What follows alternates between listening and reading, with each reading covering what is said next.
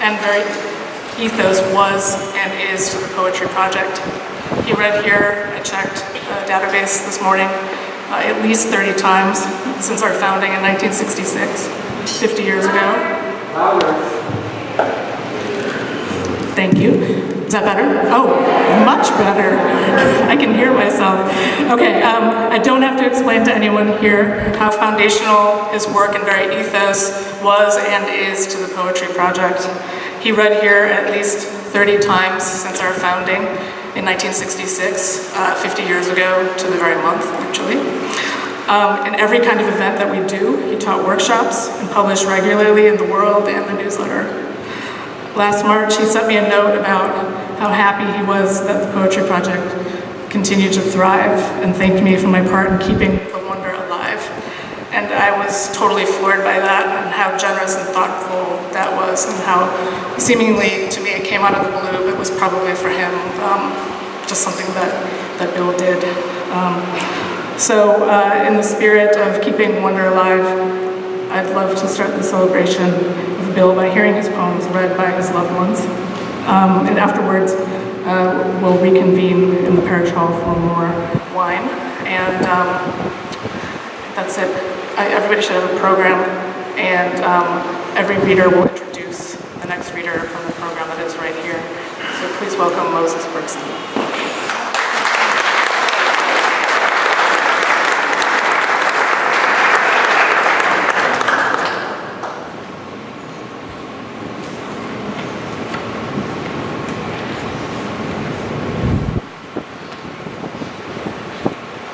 Thank you, Stacy, for everything that, I don't know where you went, but for everything, putting this together. And thank you all for coming out for my father, AKA Bill. My father used to say, don't write poetry unless you have to. He never said this directly to me though, because by the time I got the poetry bug, sometime in high school, and started writing the worst poems and prose, he knew I had no future in it, or any intention in having a future in it. So he never said a discouraging word to me, and instead, he took great pleasure in watching me flail about as if I were the baby brother he never had. So, apropos of that, here's a pretty bad poem that I wrote that I think he'd enjoy. It's called Here's Henry, which were the last words I said to Bill, and a lot of it's taken from my memory of tape recordings that my mother and father made of me and my siblings. And so it's kind of my attempt at a cut-up. Here's Henry. I tried to draw him out and also wish him well, but it's awkward. Do you want to tell me a story? No. Do you want to tell me about your tattoo? Superman and Clark Kent, Aquaman. A cigarette made you look sexy in pictures, only because your hands were spectacular and it drew the eye to them. What do I do? What do I do? This old man played 9 on my plate. This old man played 9 on my spaceship. Played 14 on my 6. Rolling dome on my strawberry. A ghost growing toast. Life is spot a stream. Press the button and we'll listen to it. You lay on the sofa and Figaro the cat lays on your ankles. Then he shat on the spot where your head would be. There's a large boom of a cough in the kitchen. I did it! And a whine. I don't want to do that. Okay, don't do anything. Shushu sings, I wish I knew how it feels to be free, and yells, get out! That chair is 100 years old. We're reading lots of the pages mostly. We're at the part of the dark side. I like winter better. Tell me, can you do that in Bolinas? Yeah. There's a trumpet playing in the living room. Maybe math? Do they wear blue jeans? No, modern American families don't do it. Could I? No. Well, if you start to scream, gentle, these are for you. Who is this writing? These are all yours. Yours truly. All right, that's hot, a record player. Surfing a gnarly wave. Thank you, Bill. Snazzy wazzy. Wazzy snazzy. This is the big one. Bill, come back. Shit, I know what it is. Bill, come back. Magic. Magic. Bill, this is for you. Oh well. The lovers, the dreamers, and me. Why don't you tickle me? We should really get our shit together. Whose is this? Yours. All of it. From Plato to comic books, I'm versatile. I wish you could have gotten back on the line. There you go, Bill. There you go, Bill.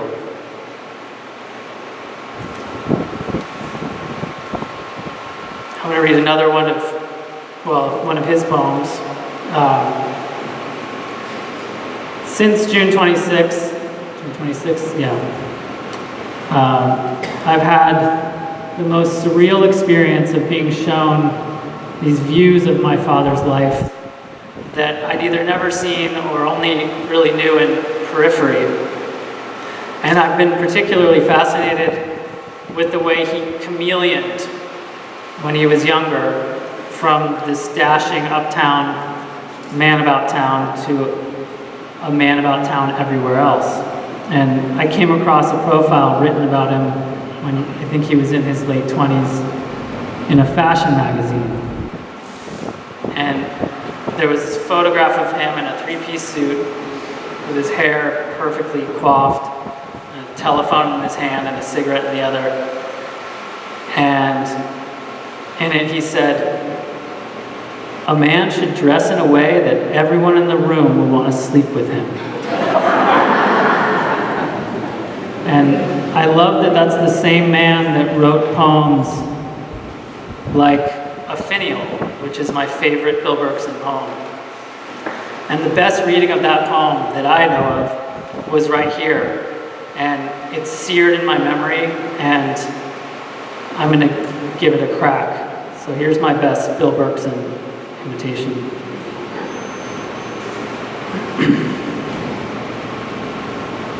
A Finial. I can see where the sky takes a bend that the fog bank hasn't blunted. I see the drawers pulled out for access to same. If you are so inclined, matter can be sensitive to the need for a shove. I feel the finesse of particles at hand. The origins of shape stare out from indelicate depths where subjectivity can't follow, spilling itself. Evidently, perhaps. And now, Ron Padgett.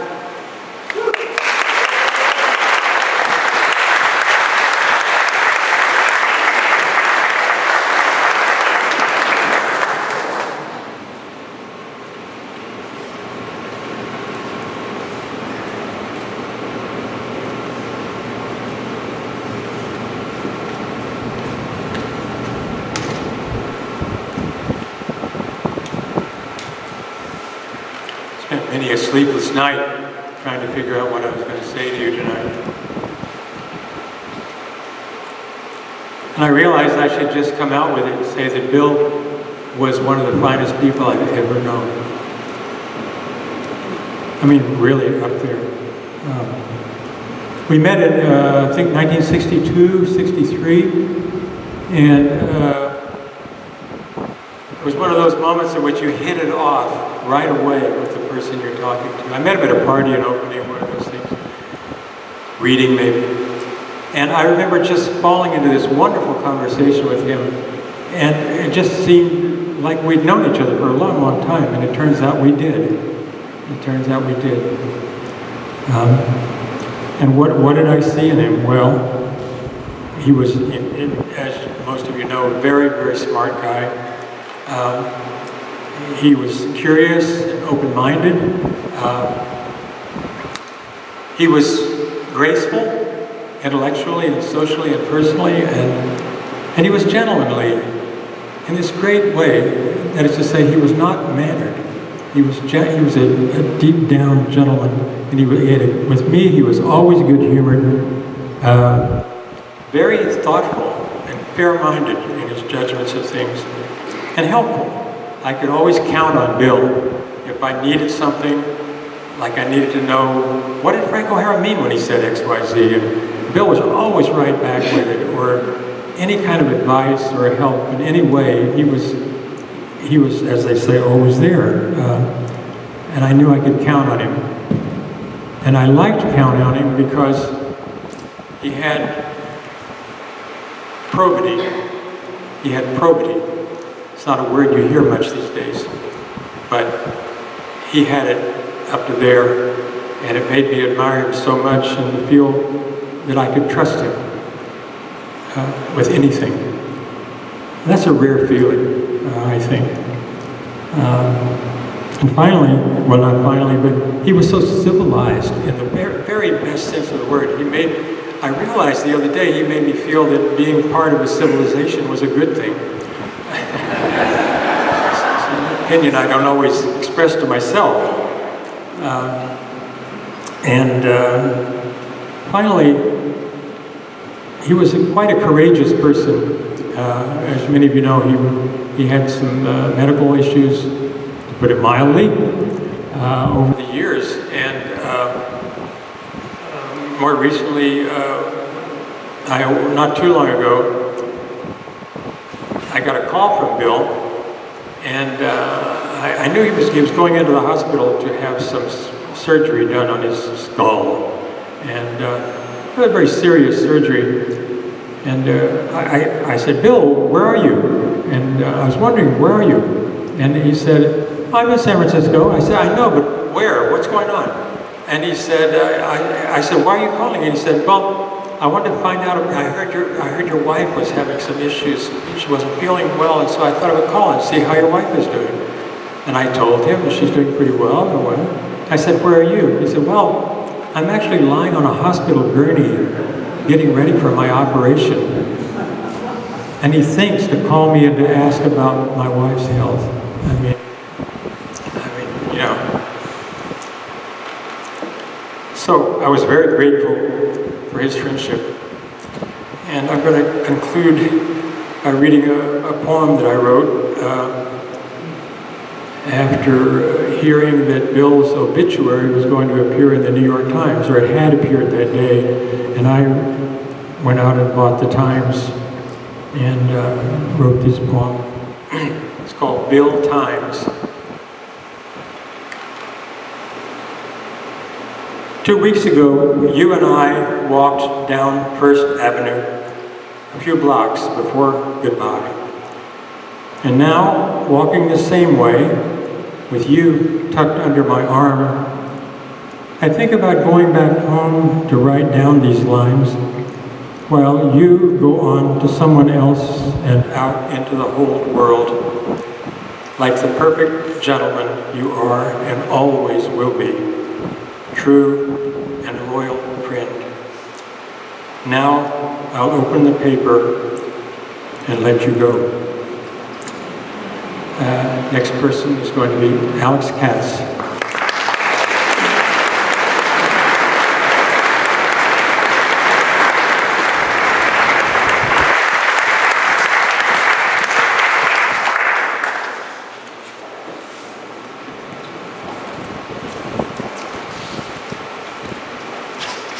Hi.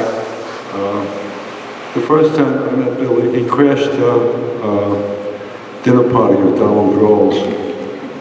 And I mean, it was beyond my comprehension that anyone would crash a party like that. Donald Grohl threw the fanciest parties in the city, high intellectuals. Very hard to get invited there. It was my first invitation, and Bill crashed it. And it still is a mystery to me. I think he had a sense of self that was beyond my imagination. to do that, you know.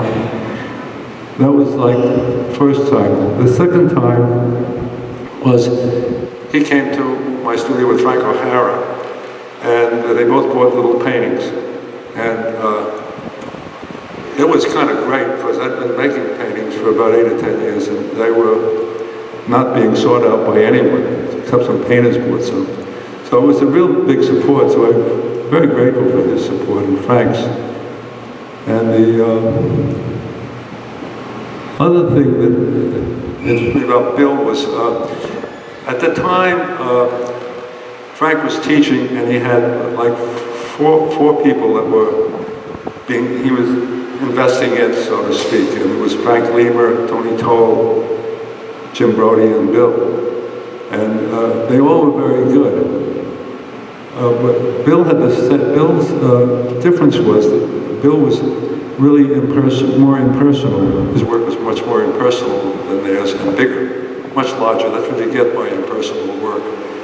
And to me, he related as much to Wallace Stevens as he did to Frank. He had a containment that was really kind of admirable. And it was amazing to have that many terrific poets at the time. But the most extraordinary thing about Bill was Frank and Leroy Jones was editing Culture, a magazine that you all should get back and read. And Bill wrote an article in it, and I was totally amazed. He was in his 20s. And I said, "This is as good as it gets." And I said to Frank, "Is this as good as I think it is?" And Frank said, "Yes, it is." And I thought that separated him from the others. It still is a mystery to me, the sense of self and containment that he had, and the confidence of his inner self. And we used to exchange books, what to read for a while, and then it drifted away. Anyway, I'll cut it short. I'll say, "So long, Bill, we'll miss you."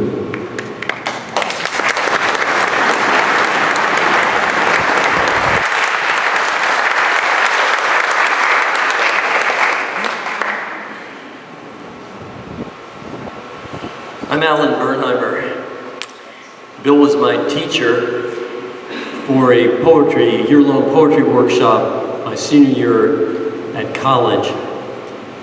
That, in addition to workshops there with Ted Berrigan, Peter Sheldon, and workshops here in this building with Ron Padgett and Dick Gallup, helped set me on the road I've taken, for better or worse. I felt a particular kinship with Bill because we both grew up in Manhattan apartment buildings. And you get a sense of that here. Back then, Bill gave me a piece of advice way back. He said, "Poetry is not a career." I asked him about that a couple of years ago, and he looked at me quizzically for a moment and said, "But maybe a way of life?"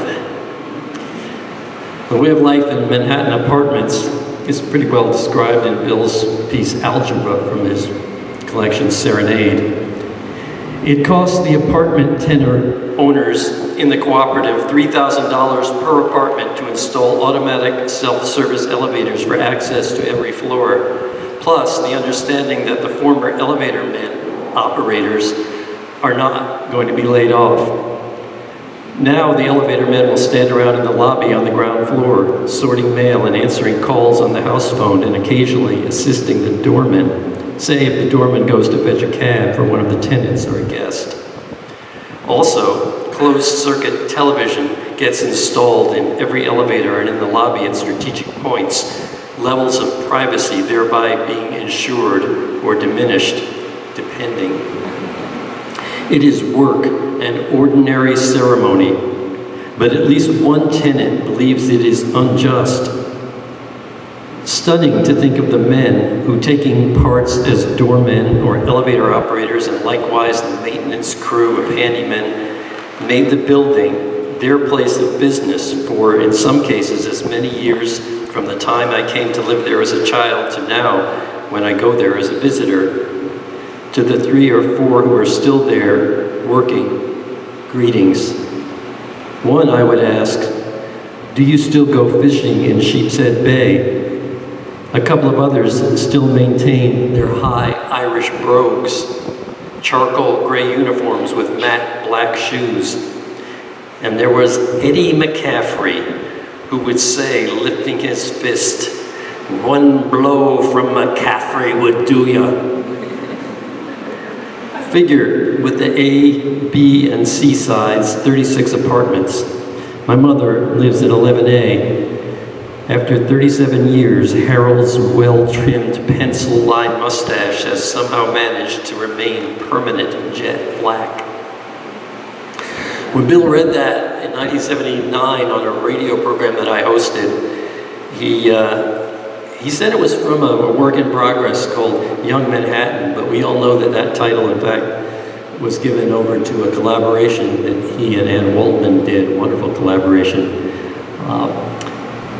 In a similar urban vein, I want to read a very short poem I wrote for Bill for the Fest trip that Jarrett, Earnest, and Isabel Sorrell edited a few years ago, that Press Wafer published. It's called Futurama for Bill Berkson. The difference between truth serum and asterism, the dark of the matinee and fathomably lovely dirigible shadow moving at dirigible speed across the 1920s Oakland Tribune facade a year ago today. Apartment life with caper delivery just around the cornice. Maybe Monk in Oslo and elevator men at this remove.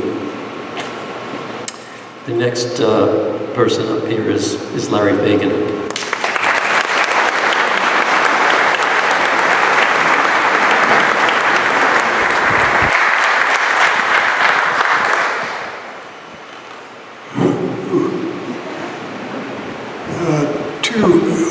Little poems by the Iranian-American poet Mohammad Niazman, who's a friend of Bill's and a friend of mine, and a favorite of Bill's. This is called Art. He uses a modified comb. It lacks teeth. Breathing still bewilders him. His intent is non-specific. He continues to brush his butch, all the soft tissue. Now, with a big thumb, he draws a perfect circle on the wall, a single staring eye. No man shall speak without a name, Bill. And this is just Bill Berkson. Brunch on Monday, brunch on Tuesday. I've stained my shirt with omelets and tea. Why don't we appreciate how much the dry cleaners love us as valued customers, not poets? I'll buy this time. You have nice hands dunking the biscotti. This microphone is scaring me.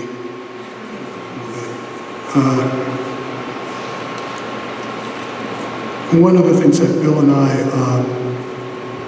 shared a love for was Broadway musicals. And I used to tease him with this song from the great musical Showboat from 1926. It was the first great musical, and it's from the girl's point of view. And the guy she's singing about is the complete opposite of our Bill. So I should just recite this, but until 3 decades ago, I used to sing a little bit. Now the spirit's willing, but the frogs are croaking, and I won't ask you for forgiveness, so throw your tomatoes and do your Christmas shopping early.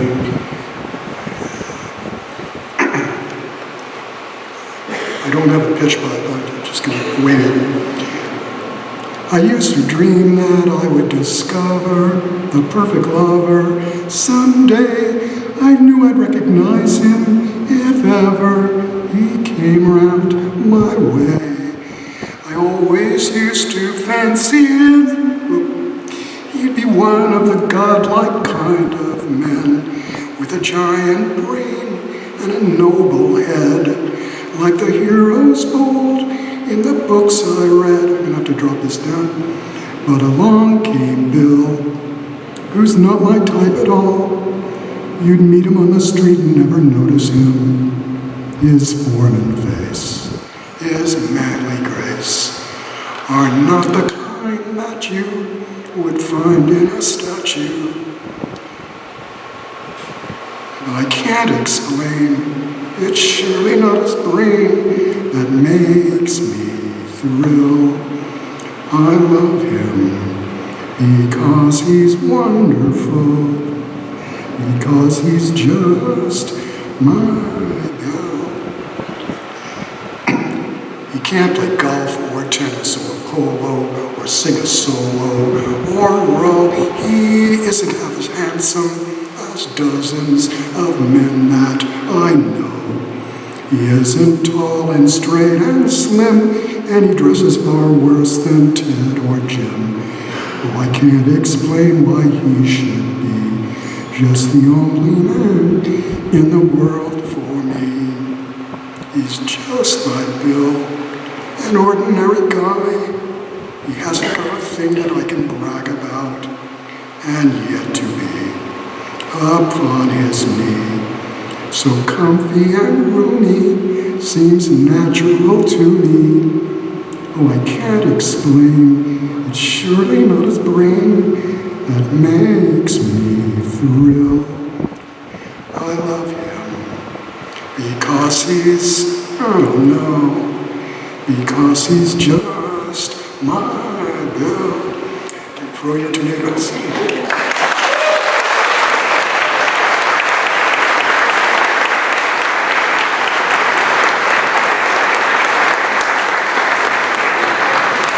Sorry about that. Robert Storr.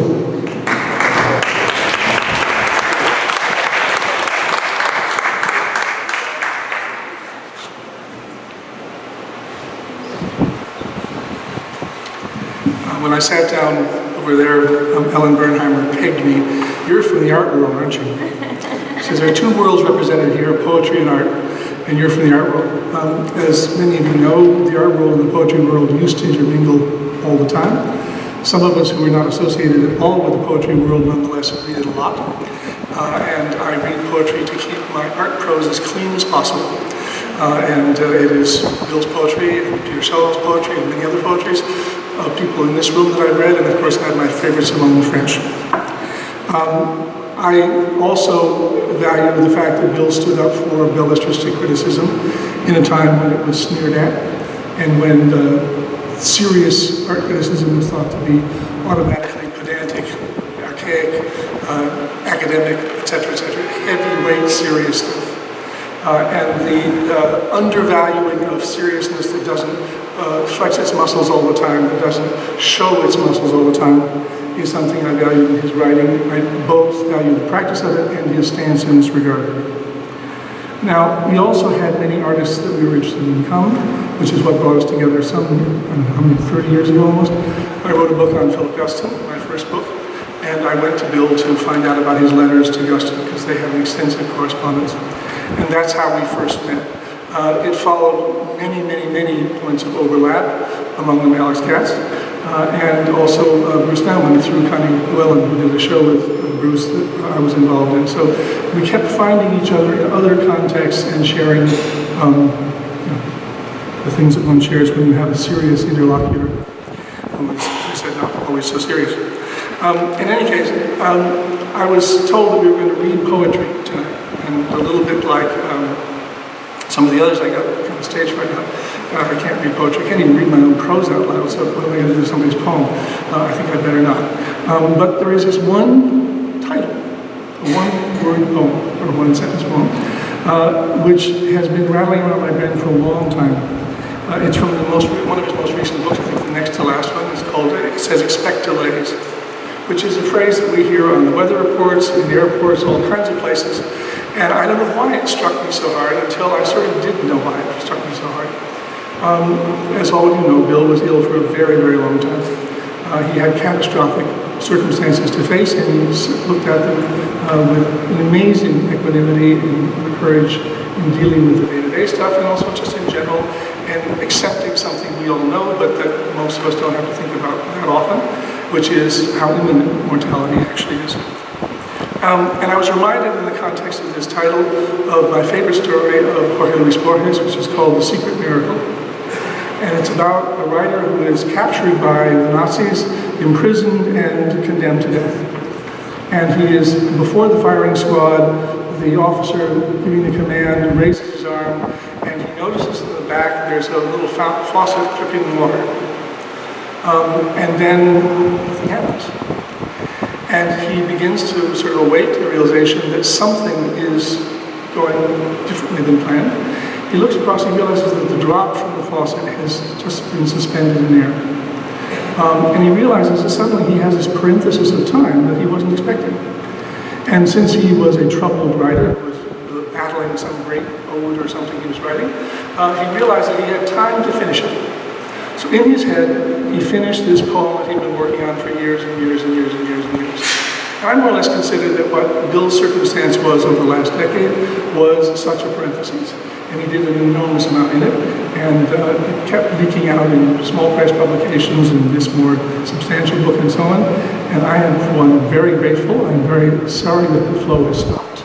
But I will go back and reread the ones that came. Thank you.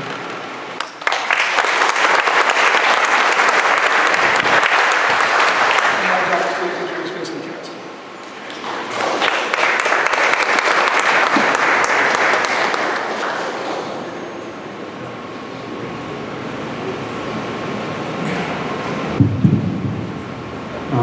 Bill was unique. He was exquisite. He was rarissima avis. But he also had this other side, which was that he believed in the work of being a writer, and he was really like a working man in that regard. And I learned a lot from him over the years in a lot of different ways, never formally. But one of the things I learned from him was discipline. He had this incredible drive to write, and his writing was always thoroughly researched and well thought out. Can you hear me okay? The microphone is dipping somehow. I don't know what to do. It needs a screwdriver. I'll hold on to it. Yeah, so he was those two things. And he was also this species of writer that I've identified, and many others have also observed, which can be called the poet-critic. And these people tend to go between these two poles and they interact, but they tend not to write fiction or nonfiction. They just write their poetry and write about other things. So I wrote an essay on that topic about Bill Berkson for the Festschrift that was presented to him. And what I'd like to do now is to read from that, but I'm not going to read any of my own words. I'm just going to read the words of Bill Berkson that I quoted in this essay, and then I'll read two short poems. The main point is to give people something to read, to be accurate about the work. Predictable language suits only an art with predictable meanings. If criticism has all the words in place, a fixed vocabulary, it has stopped looking and won't listen for the words that might be there for the work. Poets bring a technical proficiency to art writing, as well as an attitude that, in art's increasingly institutional settings, seems proportionately ever more off the wall. In poetry, for it to work, both reader and writer need to be aware that every word counts, for or against the poem, that is. A poem is built word for word, one then another, like frame by frame, shot by shot in a film. At the edges of meaning, words return to their peculiar physicality, which then provokes undreamed of connotations. Poetry, as all the art people would tell you, is beside the point. No cultural currency, they say, because the attendance figures are so low. Phooey. Poetry strikes back, gloriously beside the point. It does its work and leaches into the general culture, which it seems to have done for the past millennium, practically. Poetry has its durable density, its fructifying nonsense, its interventions as subtle, as surreptitious as a leach field, its ingredients percolating through the common culture as we speak. The specific power of contemporary poetry may lie in its arcane randomness. A poet's collected work over time will be usually about many different things, possessed of diverse effects, and often done in different styles, even though the characteristic tone may be consistent. Good poetry tends to be highly nuanced, and nuance is not much tolerated in the time famine that is today.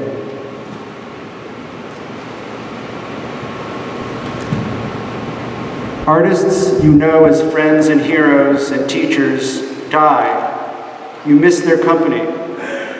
And what compensation there is, large enough to matter, arrives in the form of a wider, deeper, larger than life, one would almost venture to say, sense of their work, what it amounts to, where they took it, and how increasingly distinct, as well as necessary, it feels to be.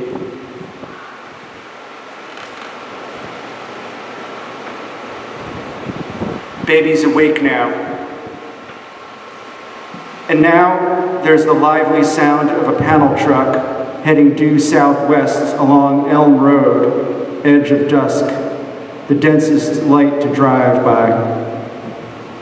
The underbrush has brown fringe and small silent birds. I saw the rainbow fire. I saw the need to talk.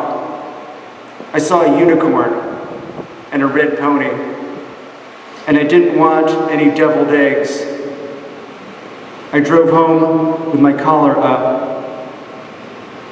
We're alive. You do alarm me to the fact. The light is on the window in the air, and breath comes faster than the hounds to sanction what remembered, what stuck.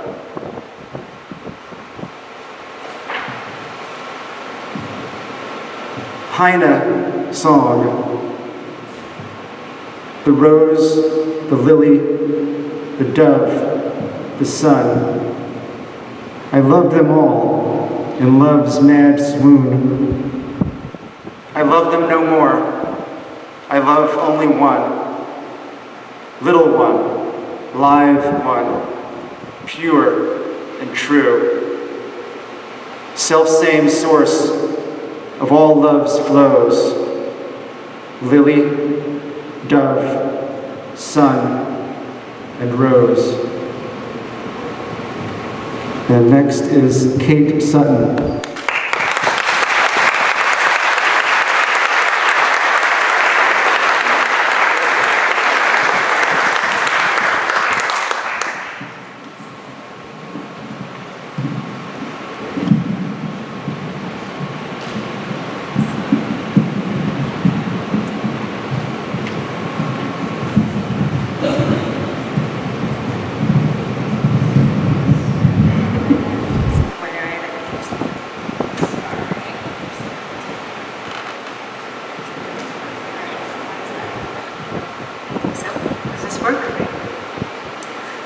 I'm going to read my remarks because, as Bill knew as well as anyone, I have a tendency to ramble.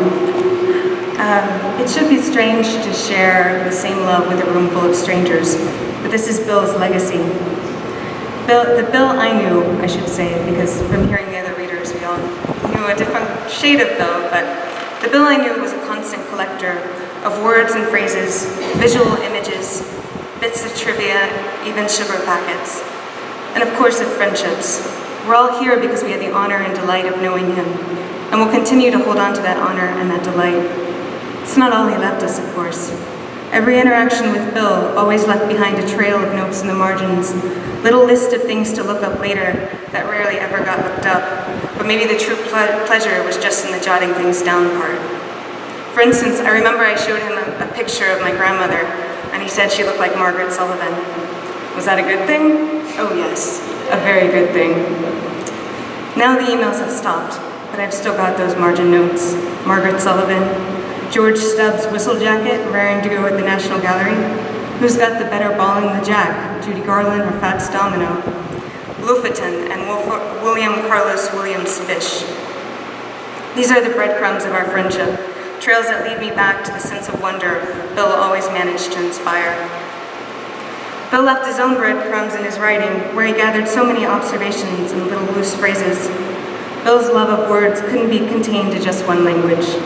He wasn't one to let a little thing like not knowing the language stop him from translating it.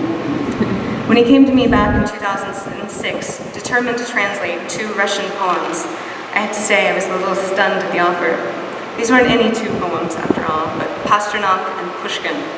Pushkin, the light and life of Russian language, who helped define its very limits.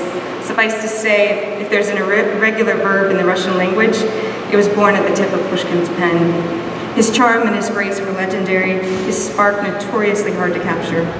Even the most experienced translator still quivers at the challenge. But in some ways, it's like Bill internally spoke the language he couldn't technically read. He skipped the syntax and went straight to the soul of the poem. In doing so, he also awakened in me a certain courage, the knowledge that it's okay to sometimes dip your fingers into someone else's poem, but that's precisely where the joy lies, in the messy revelry, and not just the scholarly preservation. This gift Bill left me was laid out in his last book, Invisible Oligarchs, which also contains the 2 poems we translated together. I'd like to read Pushkin's poem here. It's called The Prophet by Alexander Sergeyevich Pushkin, published in 1827. Parched with the spirit's thirst, I crossed an endless desert sunk in gloom, and a 6-winged seraph came where the tracks met and I stood lost. Fingers light as dreams he laid upon my lids. I opened wide my eagle eyes and gazed around. He laid his fingers on my ears, and they filled with roaring sound. I heard the music of the spheres, the flight of angels through the skies, the beasts that crept beneath the sea, the heady surge of the vine. And like a lover kissing me, he rooted out this tongue of mine, fluent in lies and vanity. He tore his fainting lips apart, and with his right hand steeped in blood, he armed me with a serpent's dart. With his bright sword he split my breast, my heart leaped up to him in a single bound. A glowing, livid coal he pressed into the hollow of the wound. There in the desert I lay dead, and God called out to me and said, "Rise, prophet, rise and hear and see, and let my works be seen and heard by all who turn aside from me and burn them with my fiery word." I'd like to introduce Louis Warsh.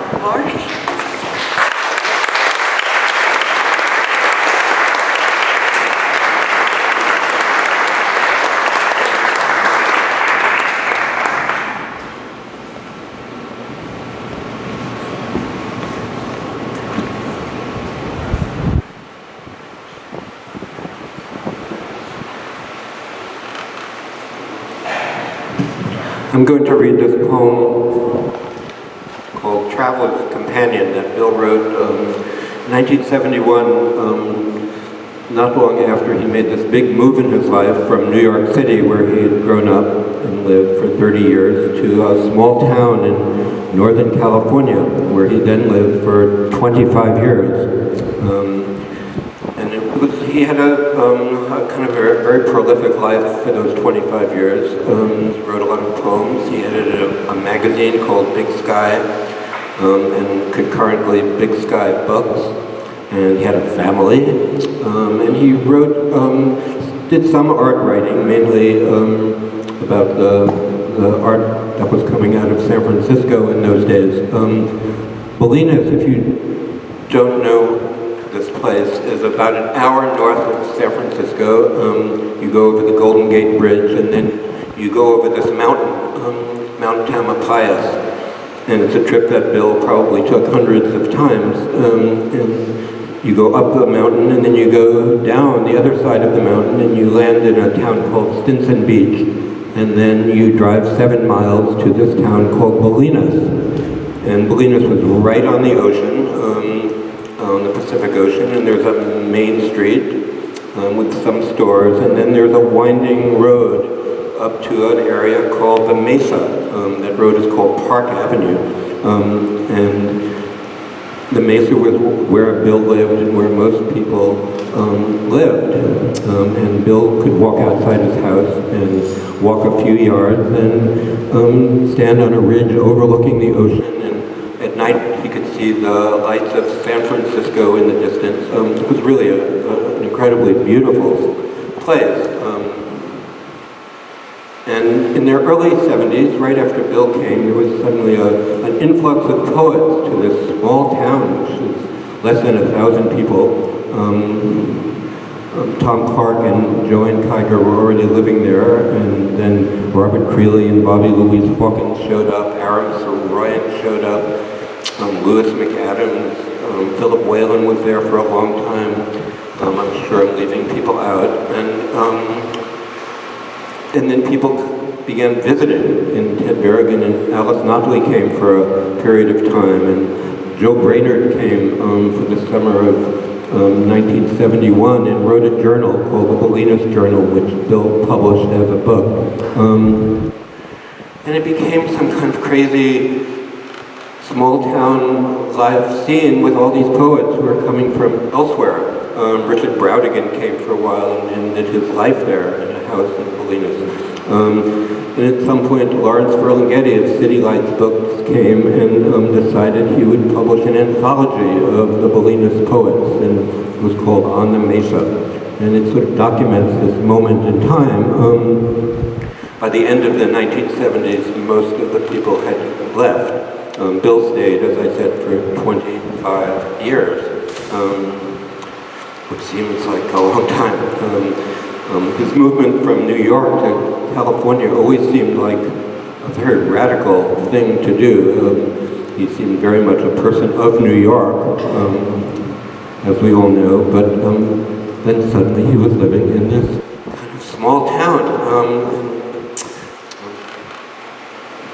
I thought it was kind of amazing. And I want to read this poem that he dedicated to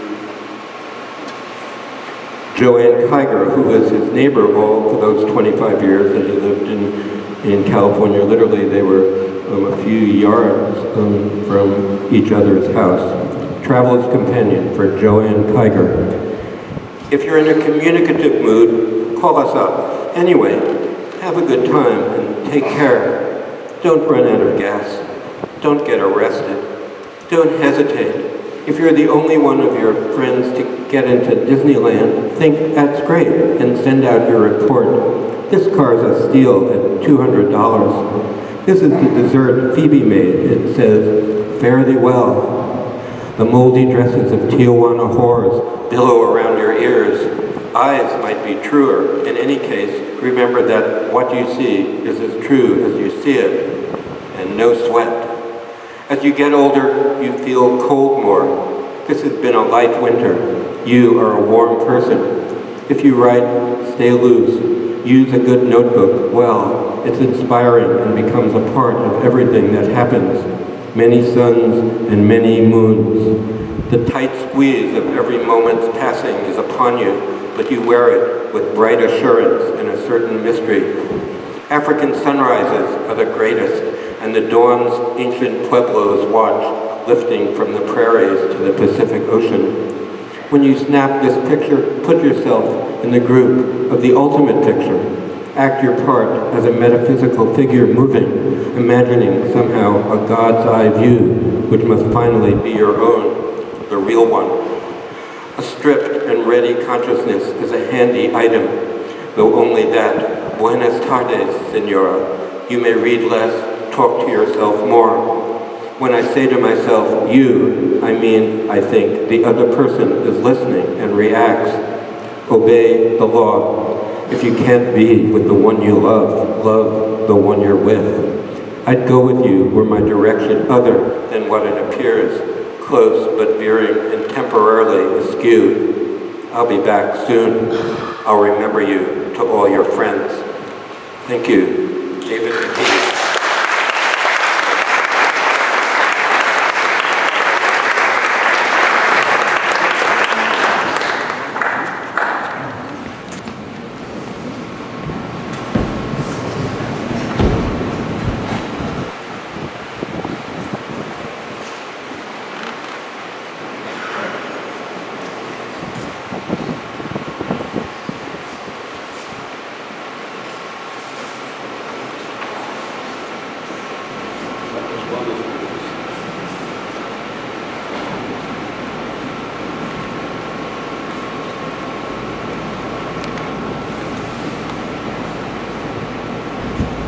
Always ready, always on time, always prepared, and always that smile. Bill made life look so easy, but of course we know it was never easy. I was listening to a tune by Quincy Jones titled Meet B.B., which for Jones referred to the great Count Basie. And in that moment I knew where to go. Because for me, B.B. could be Bill Berkson. A little jazz, that effortless, smooth Berkson glide, ready to sweep Connie across the floor. A touch of swing, followed by the surprise of an extremely abrupt ending. Let's stop and watch them for a moment. Ah, such grace.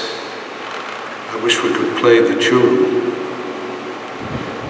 Before reading one quote from Bill's many writings on art, I would like to describe how Bill looked, without any prejudice, at drawings and paintings when visiting galleries. He might offer, it's good, or not bad, and rarely criticized, at least not to me. At worst you might hear, doesn't quite make it. One sensed that his perfect respect for an artist was part of his sublime and natural generosity. Even in conversation, Bill resisted the temptation to attack, but saw virtue where others didn't. We had a similar respect for what it took to be an artist, an unspoken recognition of the pain and anguish in taking the next step forward, the next stroke. He was always there for the artist, always willing to put his sophisticated eye at work to match his unique insights for expressing the visual into words. A memorable exhibition happened a few years ago when the gallery arranged a show of Guston's poem drawings at William Wordsworth's Dove Cottage in Grasmere, England. Bill soon got on board, and his unique contributions made the event that much more poignant. The Wordsworth Trust found the funds to invite him, Clark Coolidge, and Bill Corbett to do readings and a discussion.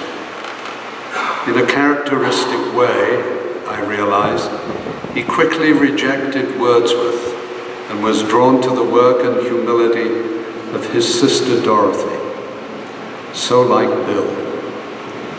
Incidentally, the show looked remarkable in the cottage, a perfect harmony of line, words, stone, and ink. Bill died shortly before he and Connie were the visitors in the country. We were looking forward to him seeing us, and I wanted him to see what was to be in their bedroom, a lovely landscape of Gloucester, Massachusetts by Reed Kay, for whom Bill had often expressed his admiration. Such accidental connections make art so rewarding. But alas, we were never to enjoy that moment. Before closing, I'd like to read a short passage from one of Bill's last essays, which describes an early understanding of the artist's world. It's taken from the foreword to his book published last year titled New Energies, Philip Guston Among the Poets. He writes, "For me, as for many poet friends my own age, Philip Guston became a hero and friend almost simultaneously. When we first met, he was nearing 50, and I was in my early 20s. I remember going with Frank O'Hara to his studio one flight up in an old firehouse on West 18th Street, and for the first time experiencing that peculiar, discrete phenomenon, a painter's studio packed with elements of a substitute world. A weight in the air different from the buzz of frantic mess of other painters' lofts. The ambience was other than business as usual. Philip said later that I had been strangely silent. I'm sure that was true. I had no answer for being thunderstruck. We are so grateful that Connie so valiantly helped extend his beautiful, exciting life, which he happily shared with everybody. We shall miss him dearly."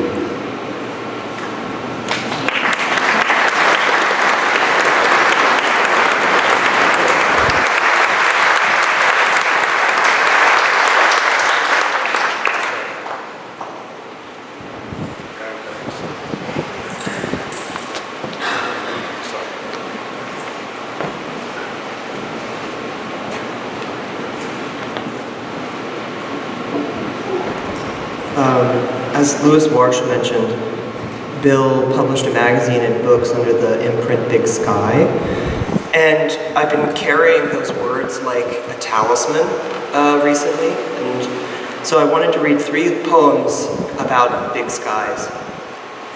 The first is by the poet Anselm, who wrote this little jewel-like poem for Bill. I bow to Hermes, wait for the sun to rise in his bright shirt. The second poem is probably overly familiar to the people in the room, but the first time I heard it was as a student in Bill's seminar at the San Francisco Art Institute, which is the nicest way to be introduced to anything.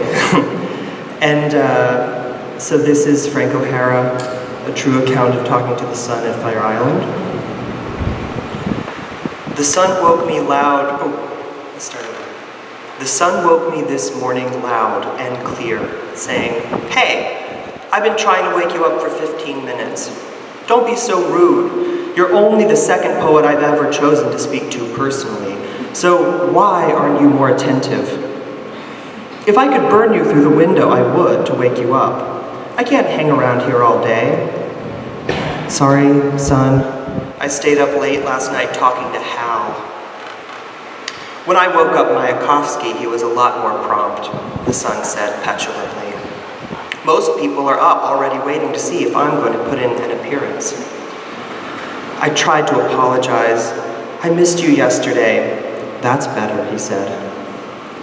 "I didn't know you'd come out." "You may be wondering why I'm so close." "Yes," I said, beginning to feel hot, wondering if maybe he wasn't burning me anyway. "Frankly, I wanted to tell you I like your poetry. I see a lot on my rounds and you're okay. You may not be the greatest thing on earth, but you're different. Now, I've heard some say you're crazy, they being excessively calm themselves to my mind, and other crazy poets think you're a boring reactionary. Not me. Just keep on, like I do, and pay no attention. You'll find that people always will complain about the atmosphere, either too hot or too cold, too bright or too dark, days too short or too long. If you don't appear at all one day, they'll think you're lazy or dead. Just keep right on. I like it. And don't worry about your lineage, poetic or natural. The sun shines on the jungle, you know, on the tundra, the sea, the ghetto. Wherever you were, I knew it and I saw you moving. I was waiting for you to get to work. And now that you're making your own days, so to speak, even if no one reads you but me, you won't be depressed. Not everyone can look up, even at me. It hurts their eyes. Oh, son, I'm so grateful to you. Thanks, and remember, I'm watching. It's easier for me to speak to you out here. I don't have to slide down between buildings to get your ear. I know you love Manhattan, but you ought to look up more often. And always embrace things. People, earth, sky, stars, as I do, freely and with the appropriate sense of space. That is your inclination, known in the heavens, and you should follow it to hell if necessary, which I doubt. Maybe we'll speak again in Africa, of which I too am specially fond. Go back to sleep now, Frank, and I may leave a tiny poem in that brain of yours as my farewell. Son, don't go. I was awake at last. No, go I must, they're calling me. Who are they? Rising, he said, someday you'll know, they're calling you too. Darkly he rose, and then I slept. The last small poem I want to read is from the collaboration he did with George Schneemann, those wonderful poem paintings, and it goes, stars fell, now the sky feels empty-handed. The gods must love you so. Thanks, Bill. The next reader is Anselm.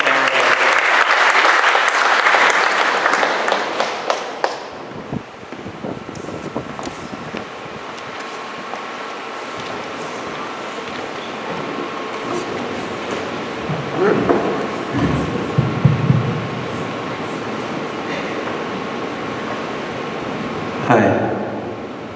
That sound all right and loud enough back there? I'm going to read Bill's poem, Fugue State, and hope that I can find the right tempo to match his diction, which isn't like anybody else's. Okay. Fugue State. Worth mentioning? The horizon, such as is, splits mind across the middle. To turn in this world first, mirage of motel swale, votary albumins checked in coils, an ionosphere of certain age.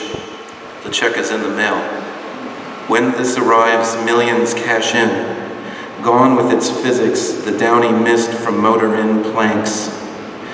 Once I chased that same white vapor down a soft shoulder near the music tent. It must have been a singular joy to spy a dawn beyond, to stand deep still and feed the stains. Signed, Do Tell. It so happens what chemically will invoice time to a rug shack. Gone tree, the alder now a gilded stump. The gridlock rose has mattered more to some with less and less to tune. Please notice the smallness pending there. That species worth mentioning, it will all return to fugue. Say to yourself, I used to. Let me count the ways to say I don't. Sexual union once was a paradigm. The 80s, though, afforded little random socializing. To operate both as a family and work at home, how many phones do you require? As in a fatalistic French movie circa 1957 to 1962, the plot element creasing a white linen suit. Who taught you to smoke and drink and carry on like that? amateur self always swapping cartoon bodies, not to mention the abstract wisps spilt in recollection's meadows, house guesses plated with resumable squat truths. Haven't you felt Mighty Mouse's female counterpart, can't think of her name, lean on you with lips of high-gloss ginkgo dew? A seed bag of gravels for her furs. You take up a quill and inscribe the day's prophecies in nomenclature without apex. Beneath fumes, the project turns to swatting the states upon the hump. This visibility is notably perfect. I apportion whomever crosses under the lintel, but ever it falls to me. Gone are the states. Arise, Sir Knight. Whom do you most admire? What is your least favorite egg concoction? Which preposition best exemplifies a grassy ridge the likes of which you see tantamount to yellow, desirous, resinous, albeit past all mention? Can you actually write in the dark by hand? Commit each folly? Tear down advance notice? The plums fall, nicked by stingers, a feather squeaks in the leaves, tuna leap from the ocean at 360 degrees. The more alert among us sit up and take notice. Echoes in the machine part company. One by one, the prawns mounted the barfly's plate. The past is a blur. Perhaps its task requires some special knowledge, feeding afresh on what is already given a history of unintentional deletion embedded in its own epoch-making pause. Oh yeah, but hush. The letters wait on each vocable in the halls of permanent digress. They jangle, frowsed in mint, whole mounds of ends. Letter of detriment, the silhouette won't resist. Stupid language. The car is ready, I rise, scaling Everest. A stone leaf, as monetary as teeth. The box pictures the box. There is just the mold of appearance proffered by a jelly jar. There are administrations more average in a cup. Bring on the menace, lest we euphemize the while. The air smacks, understanding little and bilious. It should learn to read. But there is too much meaning to leave us from meaning more. I finally heard and closed the book for fear. Something characteristically physical lifts its hind foot. How many deletions are still to be made? All that seems is substituted for on the inside out. And how will I know such shifted givens, O custodians far from home? When you leave the building, things suspend from here. Please welcome Auntie Arnot.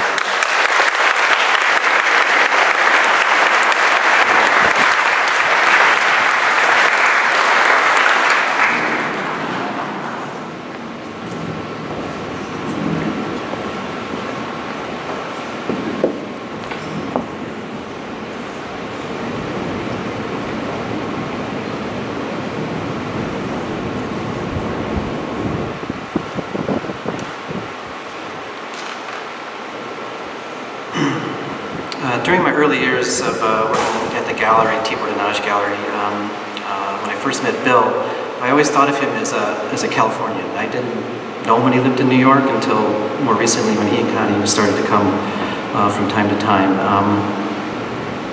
But I always thought of him in my way as kind of a quintessential Californian. And I also, maybe it's because he was so good looking, but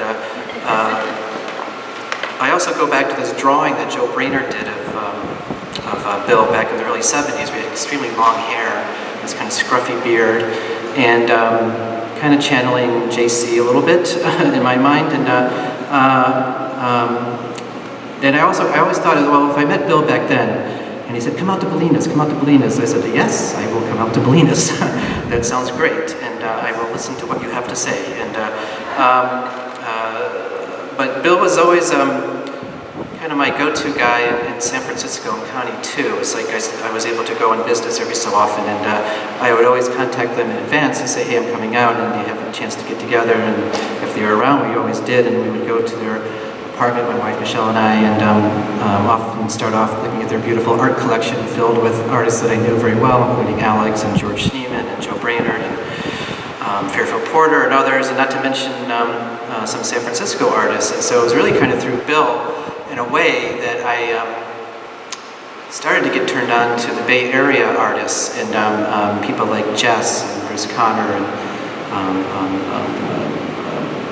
David Ireland, and then, but also younger people. He was really into young artists like Coulter Jacobson, which he did a book with, and I always admired that. And also Bill was very kind. He would say, well, you should go see Paula Englund's show, and you should go see Ruth Brownstein's show. He would recommend all these exhibitions and such, and so it was always very sweet to see Bill and Connie out there and to be welcomed into their home and go out and have nice dinners and to talk about art, but also poetry. And not that I'm a real poetry person, but I do like to read poetry on occasion. But I was really more into the poets, and so he would often talk about the poets, whether John Ashbery or Frank O'Hara or Larry Fagin, whoever it is. And it was always a big thrill to spend time with those guys. And but one time, I guess I first met Bill 25 years ago, but then one time I ran into him on Madison Avenue near 57th Street, and we were both taking the Uptown bus.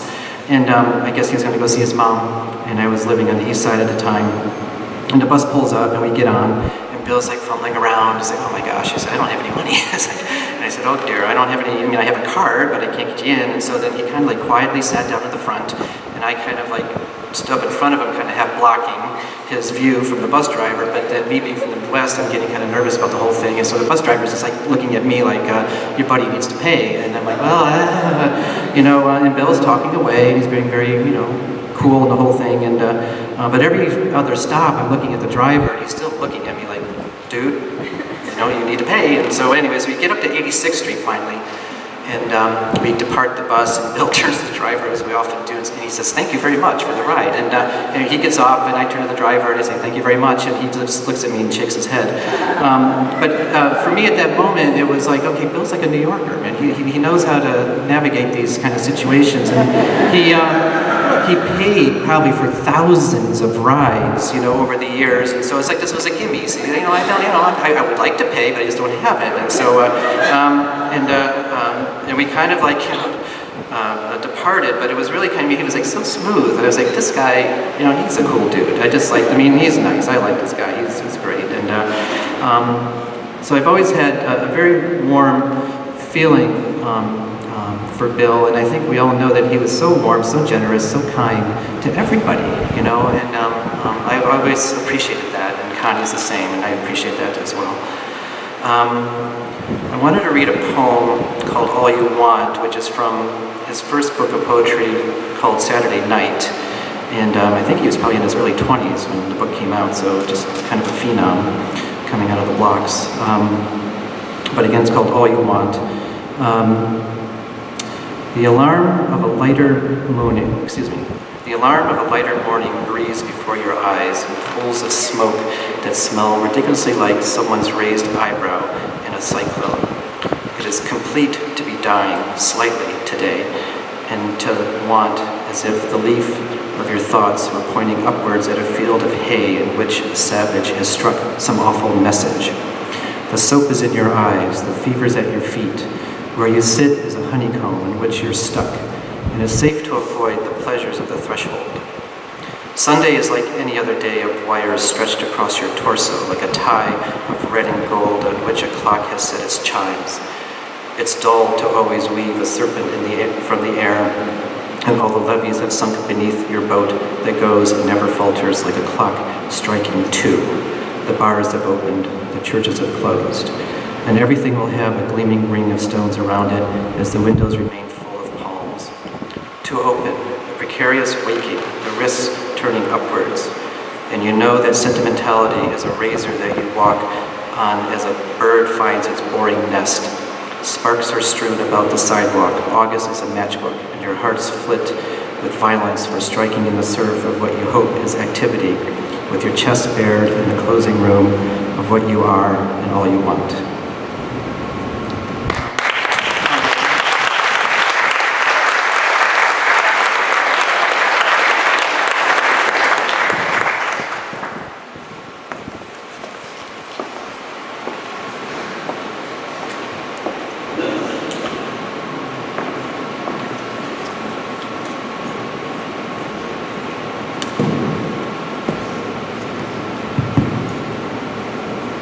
My name is Tom Devaney. And when I was reading through Bill's poems over the past few months, I kept noticing how much air there is in those poems. And I was kind of just thinking about that as I'm sitting here. There's like air, making air, more air. And the poem that Vincent Katz read, Baby's Awake Now, just improvisationally reading the last stanza. We're alive. You do alarm me to the fact. The light is on the window, in the air. And breath comes faster than the hounds to sanction what remembered, what stuck. And that, and the fugue state that Anselm read has that kind of like irreducible measure of Bill. You can't actually ever sort of get, but it's there. I met Bill through Olivier Brossard, who is a French scholar and translator, and I think that's important to mention. And my friendship was deepened because I spent a week with him in France. My friend Susie Winston set up a residency, and then the relationship just grew out of that. These are some snippets from his book called Snippets. For openers, to be in love with words and hate the use that's made of them. How do you know you saw? Do you mean what you saw?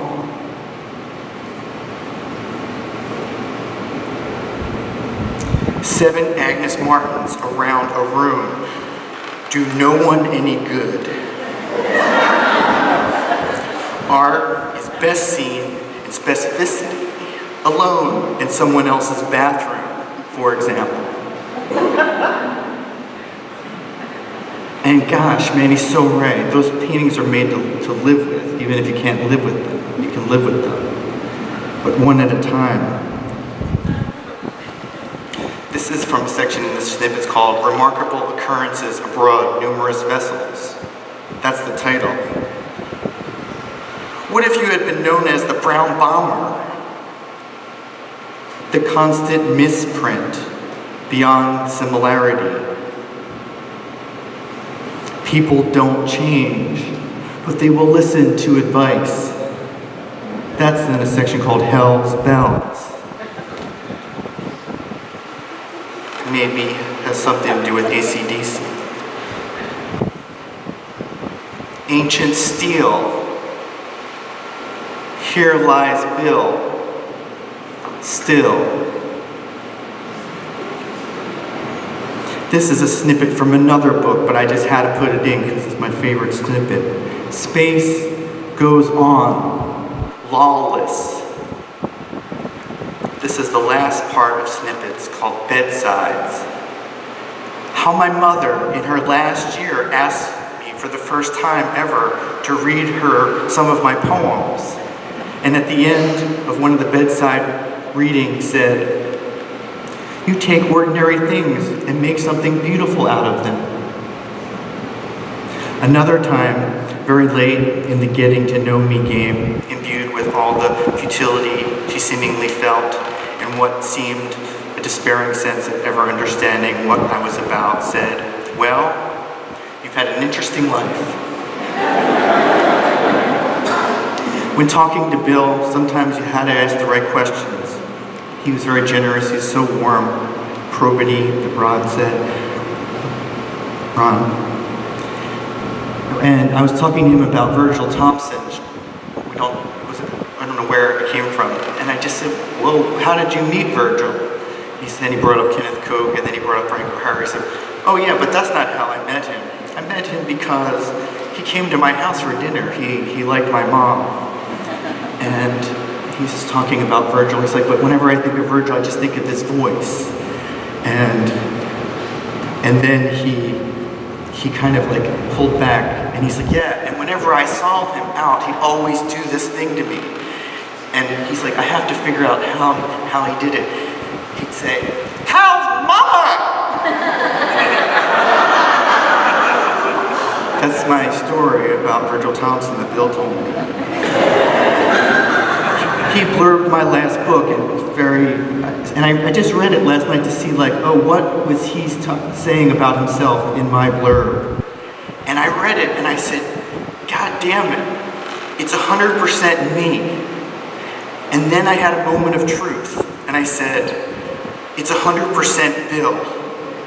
And that's the insight that I've gleaned from Bill's criticism and his art about his friends, that it's 100% about them and it's 100% him.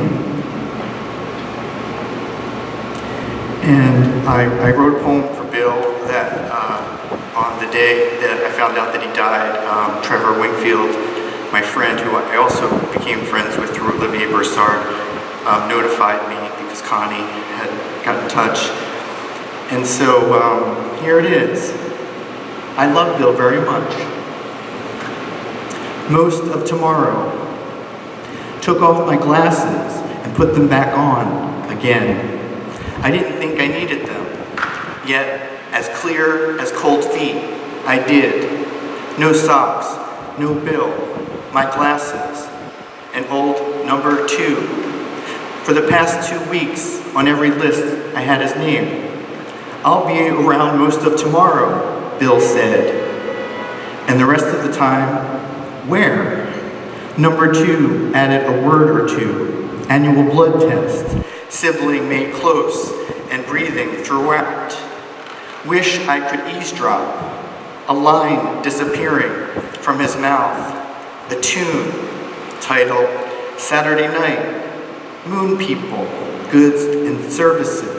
Repeat after me, expect delays, portrait and dream, you and me. Dear Bill, I have a picture of your note in your hand.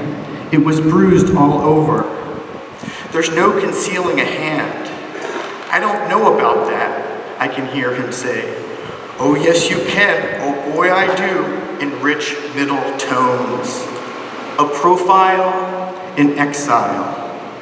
View over the bay at Cassis, your friend the journalist from Burgundy, and the cold white of the white still gives a chill. Found it back in New Jersey for $120 and considered it. Now, most of tomorrow has been gone for days, yet the part that was away from the start is still here, firsthand and near. Bill's message, back around 9. 9 will be fine. The next poet is Waldman.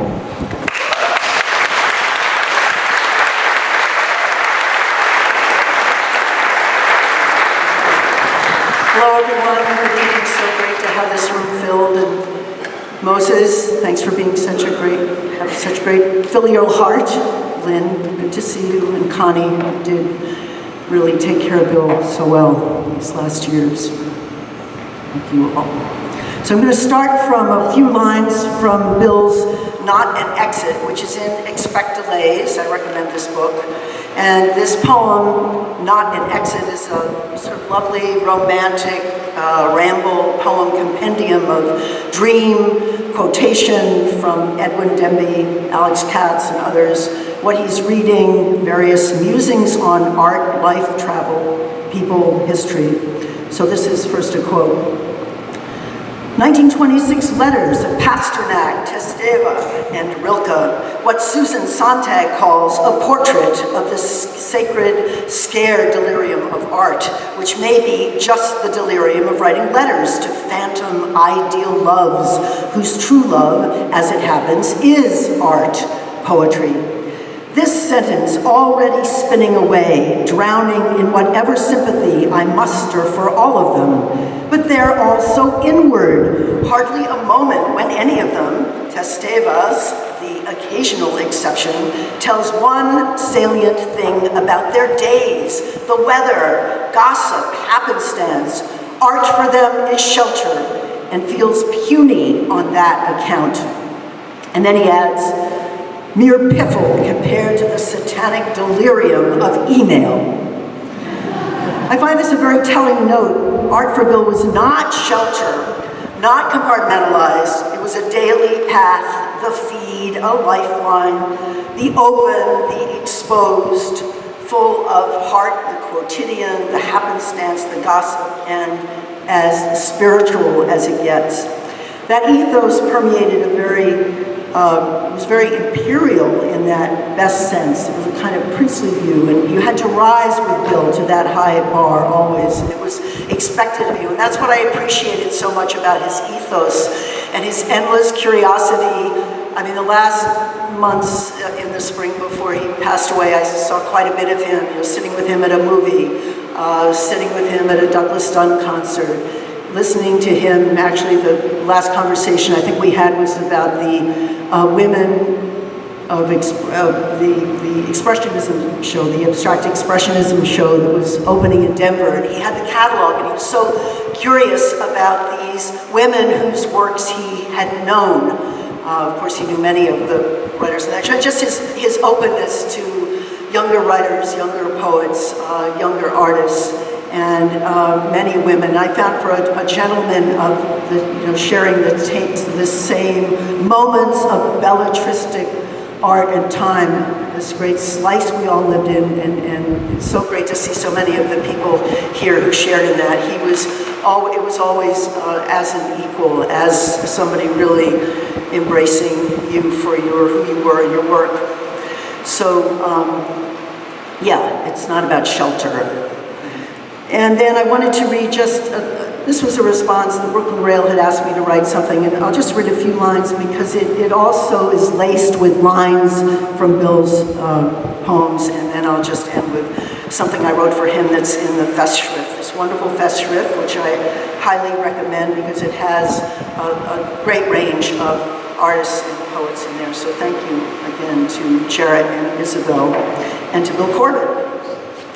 So it's tentatively called, this is a work in progress. I think it will continue. Maybe it'll be late Manhattan. Our friends will pass among you silently. Love this title of yours, Bill, but no, never silently, as the subtext is an adhesive roar to what counts, what sounds, what listens, what lights up the cortex in relation to you, Bill. You showed me the greatest poems of the century, and then I wrote the greatest poem of the century. In friendship, Bill held poetic etiquette together based on acute awareness of the whole ride, our 20th, 21st century, its lushness and panic, that post and mod stuff, and that rich backdrop, and what we can do inside it, shifting the frequency of all the most radicalized panoramas, wild mind kinetics passed among us, bouncing in relation to it all. And the current, although it might seem breezy when it needed to be, language and curiosity made his poems. And Bill was paced at great urgency, aspiration always, steady towards the thrill, the mark of it, poem after poem in late age. Don't tarry, shape advancing, smilingly, fit to print. Magic bells ring in a profound curiosity to high talk, as Ginsberg called it, of the New York school. He held that lineage beautifully, royally. What color is that, marimba, or just the talk? Gosh, look, Walt, they are laying track on market for the Muni. In this town of white and pastel girls, we want this urban renewal everywhere now. And there's the wonderful dream poem with Marcel Duchamp, where they are collaborating on a huge wall painting, and Bill paints a large gorilla. You see, I say, we, Duchamp and I, are much the same, but mostly at the edges. And he was in touch of late daily, sending out blasts, as many of you know, posts of work to friends, the chapters from the wonderful memoir that Coffee House is going to do. Let's see. The clouds disentangle a perfect Mondrian, pure gray, to which you give nodding assent. Somewhat true, you are that helicopter primping for the climb, into whose bed of historical certainty the fuel streaming down the sides like fun in the sun, air in the air. Live in that great sacred conversation of poetry, art, life, and your deeds are exemplary, and you soar. I had known Bill since 1966. The year Frank O'Hara died, the year that started this poetry project. It was before Bill had moved downtown, the year my mother, Frances Lefebvre, was in his class at the New School and sent weekly witty reports to me. I was in college in Vermont on the various assignments. He was quite the extraordinary poet. I mean, this was a workshop. It was a reading and writing workshop. The people in the class, on the gossip of the people in the class, which included Bernadette Mayer, Peter Sheldall, Michael Brownstein, and Hannah Weiner. Great story of Hannah Weiner. Suddenly Bill is saying, you mustn't use colors in your poetry, and Hannah disappears from the class. And comments on what Bill is wearing. Quote, this is from my mother's letters. He's such a dandy. Last night he was wearing a navy blue jacket, obviously new with brass buttons, and some of his ties are very loud, arty. It was at Bill's uptown 57th Street apartment I officially met Frank O'Hara, who invited me to intern at MoMA.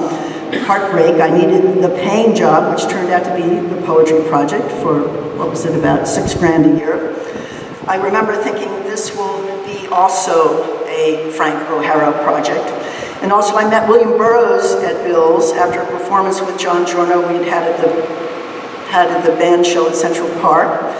The Job had just been published, and parts of that book were scary. That stuff about men giving birth out of their anuses. But I could talk to William safe in Bill's zone. So Bill was an extraordinary connect-dome. When he moved downtown, he was giving away many elegant shirts, and suddenly everyone was a Bill avatar. Everyone had Bill's shirts and ties and suits, including Ted Berrigan, although Ted could have used a tailor to maybe make some adjustments, Dick Gallup, Ron Padgett, and others.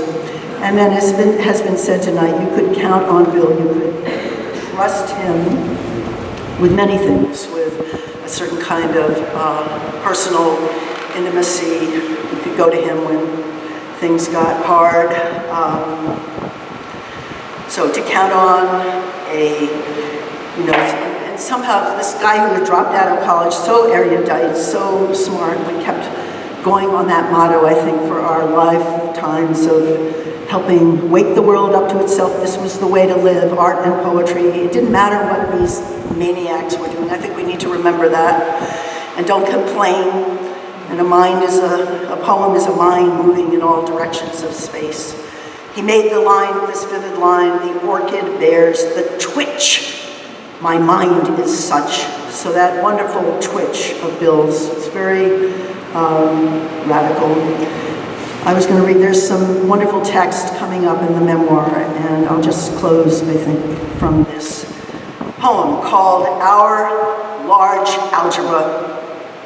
Hinges particularly on enjoyment, the signifier purified, the last sip tested or tasted, passion and admiration, miraculous, a long life parallel and perilous in the increments of fun and time. You got grace, you got swing, you got poetry. I got it and made a bond, a pact, a confessional cab ride, all people's desires we know sounding mythic through a lens of poetry or art or lines with letters connected in a way you hold truths and truth within, or factorials studying all operations and relations in a cranium of variables, vices and imperfections, gaze out our slushy metabolic streets, carnivalesque sweep of made-up phenomena, breeze at your eye, whispering love songs, long arabesque. Oh, my aria struggling with itself, identity and the right to be cheeky, girl, and you gave that permission, young Manhattan, possessive one. I treasure no squabbling over icons or who was he in Frank O'Hara's marvelous mythology. A muse, of course, comrade, and he is that too, all of them, muses, a legend, as swank or jazz tone in and best dressed and so on, swift wit with that too sheds or engages self-propelling talk of the instanter upon instanter thought process for polynomials, roots aljabar, meaning restoration, unmitigated Babylonian task, consummate brother, and to Jim Carroll, too, asleep by the downtown door, deep pleasure pulsing with insight over that line of reticulation, a fine eye rules that margin of the lake, of the lagoon, an old school bus quaking, modernism stoned in her boots, no isms in this bodysuit, tough athlete, a supple ersatz question. What is it you actually care about? What gives you traction or surprise? Surface tension as New York school rattles the nomenclatures and Bolinas shifts the polis, cooperative and liberating in that old lagoon. Seizes, describes, never postulates, but accosts, spanking artificial universe from sweet bohemian days, glory and antagonism and shiny speed, demon hour, people and naturalization of populism, accessible to charm, harmony, the algebraic equation where you equal my unbridled enthusiasm for irreplaceable streets, complex avenues, our boulevards, quadruple it, and people we can escape to in re-invocation of multiplicity, place, high talk, poetry, transcendental imagination, embrace fabricated movie plots, the planet summoning to even greater tasks of love and valor. Get ready! And then a few lines to close from Bill, and this is a poem called Poetry and Sleep.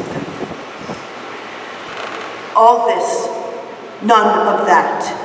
It matters here, dear illusory remains. We remember not what's allowed, but simply given. Antiseptic disputes over pure clove of youth. Bill, thank you, Bill, thank you.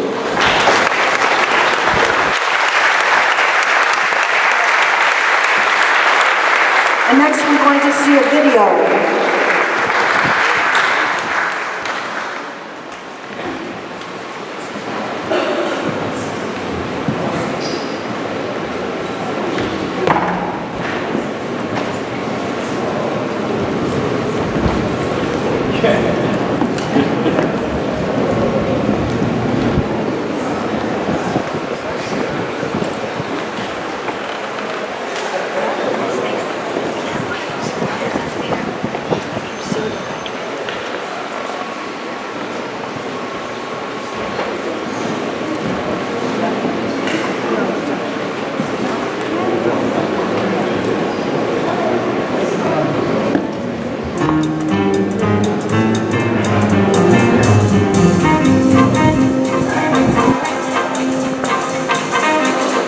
Well, everybody sort of knows there wasn't a school, but it was something like a joke, a combination joke and testament how New York stole the idea of modern art from Paris. I think that was the first usage of the term 50 or 51, and that was just as people like John Ashbery and Frank O'Hara and Kenneth Koch and Jimmy Schuyler were making their homes in New York and beginning to know the painters and the musicians, filmmakers and so forth, and theater people that were around. I mean, there was a sort of downtown scene in those years, small, with a lot of, mutual supportiveness. Very early on there, in about 59 or 60, I went to one of Kenward's parties, and there was this mix of composers and theater people and poets, probably dancers. Everybody drank, and some drank and got stoned. There probably was some music playing. Kenneth Koch might be improvising blues, or Frank might step up to the piano and render a little foray or something. It was really singing, But there was this familiarity, and this sense that you had a party where, as you could say, in those days, and I'm sure it was a possibility in New York for a long time that New York had this kind of atmosphere where you could say, everybody's here. at a certain point, the gallery dealer John Myers, who was showing a lot of the adventurous second-generation New York School artists like Larry Rivers, began to notice this influx of poets. At a certain point, he, I think, single-handedly decided there was such a thing as the New York School of Poets. I think in the process, everybody had to figure out, well, if there is such a thing as the New York School, what is it?